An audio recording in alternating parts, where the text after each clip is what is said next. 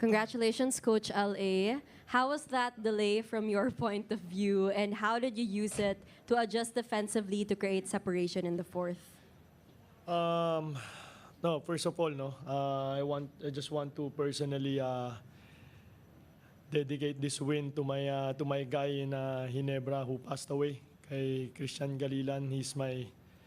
Isa sa mga nag-alaga sa akin yun when I was in Ginebra. Hindi ako noon even my family, my parents, no. So I want to personally, no, dedicate this win. Hiningi ko sa kanya to kagabi.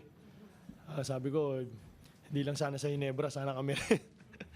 But to answer your question, no, tama yung sinabi ni Ian. I just reminded them that whoever comes out dito sa fourth quarter na to with this long break na aggressive and to get momentum on stops, getting the stops, malaki yung chance na makuha tong game na to. So, I was worried, honestly, kasi we had a good run end of the third quarter and then all of a sudden, stop.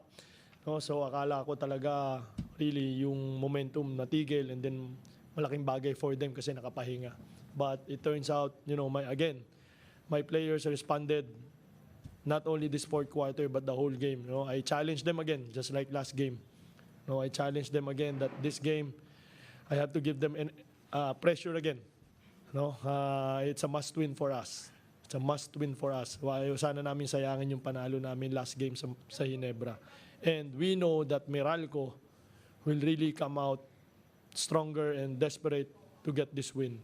I told them, I know them really well. No, Meralco is very relentless.